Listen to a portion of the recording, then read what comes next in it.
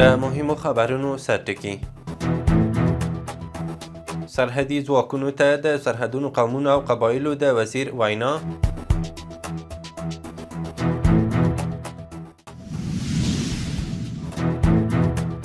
د کډوالو او بیرته راستنېدونکو چارو وزارت د مسؤلینو او د ملګرو ملتونو د اساسو کتنه.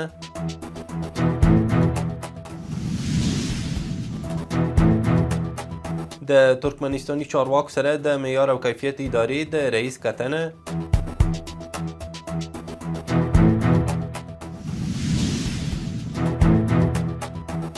او برازیل کې د سختو سیلابونو د راوتلو له امله مرګ ژوبله. د واک ټلویزیون درنو لیدونکو سلام، وخت مو بخیر. نن چهارشنبه د کب اومه. اوس هم بشپړ خبرونه. د سرحدونو قومونو او قبایلو چارو وزیر ملا نورالله نوري له سرحدي ځواکونو سره په کتنه کې ویلي چې د اسلامي نظام تر قلمرو لاندې د هر انچ خاورې ساتنه به د سر په بیه کوو. نوري سرحدي ځواکونو ته په خطاب کې ویلي تاسو ته د سرحد ساتنه سپارل شوې چې دا د 40 میلیونه ملت امانت دی او دغه ساتنه د 40 کلن ځورېدلي ملت ساتنه ده چې په کلکه باید ساتنه وشي. بلخوا سرحدي ځواکونو ژمنه کړې چې د 1 سانتي ځمکې ساتنه به کوي او هیچاته به پر افغان خاوره د تیري اجازه نه ورکوي. د کډوالو او بیرته راستنېدونکو چارو وزارت مسلکي مرستیال مولوي عبدالرحمن رشید د ملګرو ملتونو د بشري مرستو د همغږۍ دفتر یوچا له ساحوي مشر ګلیټ راجر سره کتلي دي. په دې کتنه کې عبدالرحمن رشید په سرحدي او فرضي کرښو کې د کډوالو لپاره د خدمتونو په وړاندې کولو کې د اسلامي امارت پر دوامداره ملاتړ ټینګار کړی او په دې برخه کې د همکارو بنسټونو د فعالیتونو زیاتوالي غوښتنه کړې ده. له بل لوري ګلیټ راجر د هیواد په مختلفو برخو کې له میلیونونه انسانانو سره د مرستو خبر ورکړی او د کډوالو پر لومړنیو بشري اړتیاوو د مرستو پر چټکتیا او روڼتیا یې ټینګار کړی دی.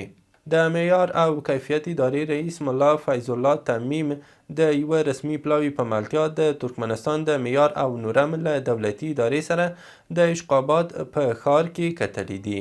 په دې کتنه کې د دواړو لوریو ترمنځ د معیارونو کیفیت د لوړولو، تخنیکي همکاریو او د تجربو د تبادلې په اړه هر اړخیزې خبرې شوي دي. دغه راز یادې ادارې زیاته کړې چې دواړو خواوو د ګډو همکاریو پر پراختیا او د مسلکي اړیکو پر پیاوړتیا ټینګار کړی دی.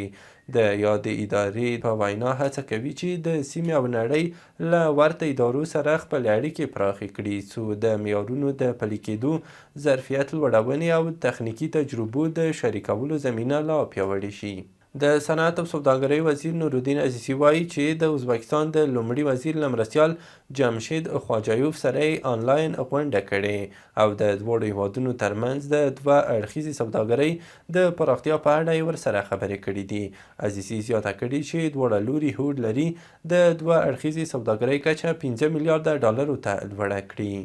عامه روغتیا وزارت ویلي چې دغه وزارت تخنیکي ډلې د اروپایي ټولنې له استازو سره د افغانستان د روغتیا سکتور پر لومړیتوبونو او روانو همکاریو خبرې کړې دي. دغه وزارت ویلي چې اروپایي ټولنې د روغتیا په برخه کې له افغانستان سره د 170 میلیونه ډالرو په ارزښت د مرستې ژمنه هم کړې ده.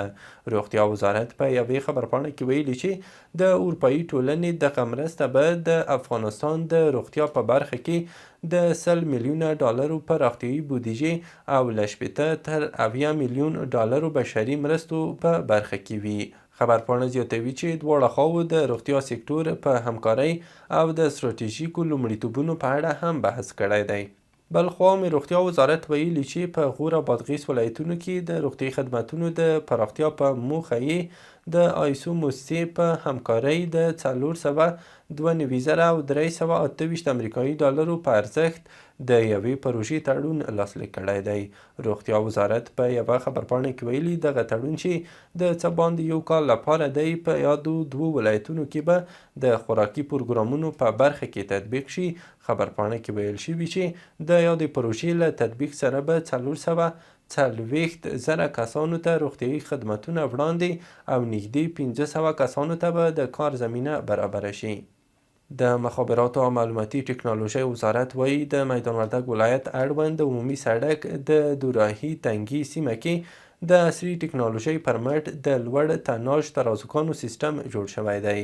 د دې وزارت لخوا په خپره شوې خبرپاڼه کې ویل شوي چې د دغه سیستم په عملي کولو سره به نه یوازې د چارو اسانتیا او چټکتیا رامنځته شي، بلکې د درنو موټرو د بار اندازه به په قانوني توګه معلومه شي.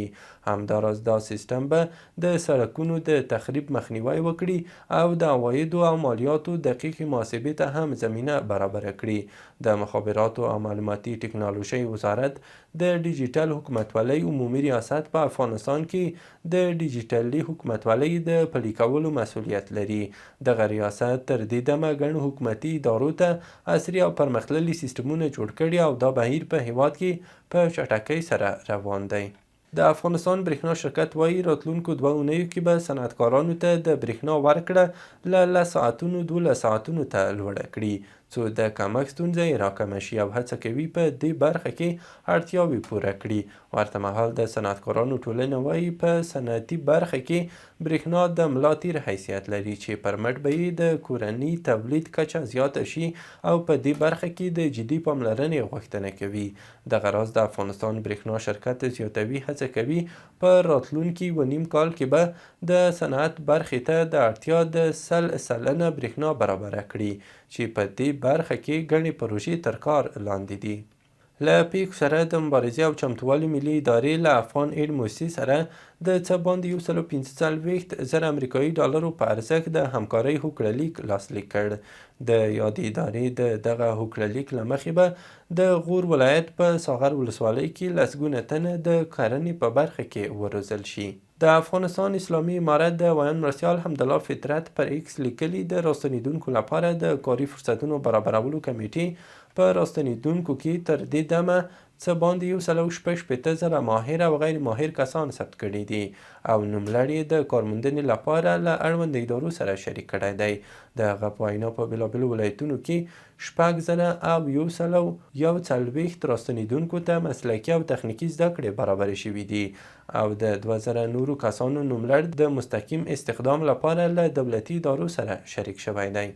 د کډوالۍ نړیوال سازمان یا IOM په یوه راپور کې ویلي چې د 2025 کال په لومړۍ روبه کې په افغانستان کې د بېځایه کېدو 9% پیښې د اقلیمي بدلون او طبیعي پیښو له امله رامنځته شوي دي. راپور زیاتوي چې وچکالۍ، سیلابونو او زلزلو په بېلابېلو سیمو کې خلکو ته درانه زیانونه اړولي دي.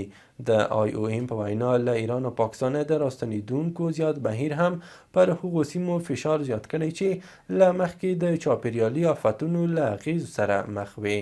پاکستاني رسنیو راپور ورکړی چې د خیبر پختونخوا په صوابۍ کې د کوهاټي یعنی باهرکي په نوم د افغان کډوالو په کمپ کې ټول دکانونه تړل شوي او افغان اوسیدونکو ته ویل شوي چې د کمپ قانوني حیثیت پای ته رسیدلی او نور هلته پاتې کیدای نشي.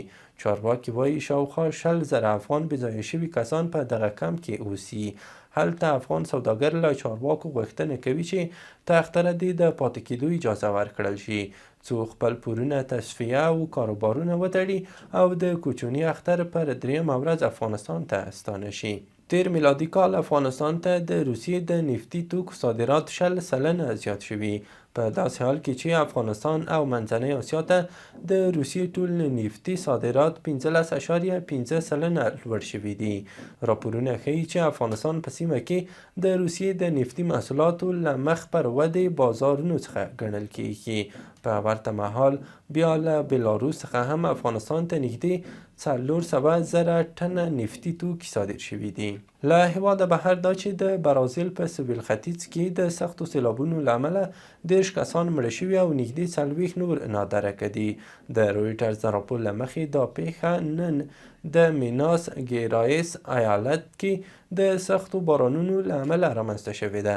د برازیل ولسمشر لویز ایناسو لولا ډي سیلوا د قربانیانو له کورنیو سره خواخوږي څرګنده کړې ده. د جویز ډي فورا ښاروال ویلي چې له 440 ډیر کسان بېکوره شوي او خوندي سیمو ته لیږدول شوي دي او د ژغورنې ډلې د نادرکو کسانو د موندلو هڅې روانې ساتلې دي. برازیل تیر کال هم د ورته خونړیو سیلابونو شاهد و. په یمن کې د یوې ترافیکي پیښې له امله 14 تنه مړه شوي دي. د راپور له مخې یاده پیښه تېره ورځ د جنوبي یمن د المحفد ولسوالۍ د لحمر په سیمه کې د یوه مسافر وړونکي بس او لارۍ د ټکر له امله رامنځته شوې ده. د الجزیرې په راپور کې راغلي چې په دې ترافیکي پیښه کې د 8 ښځو او ماشومانو په ګډون 14 کسانو ژوند له لاسه ورکړی دی. په دغه پیښه کې بس په بشپړه توګه سوځېدلی او د سپرلیو له ډلې هیڅوک ژوندي نه دي پاتې شوي. او وروستی خبر مهم دا چې د ترکیې د هوایي ځواک یوه F-14 جنګي الوتکه د بالیک اسیر ولایت په شمال لویدیځه سیمه کې لوېدلې او پیلوټ هم پکې مړ شوی دی. ترکي چارواکو ویلي چې پیښه د روزنیز ماموریت پر مهال شوې او د اصلي لامل له معلومولو لپاره څېړنې روانې دي. له ملتیا او لیدلو مو مننه. مهم او وروستي خبرونه مو همدومره وو.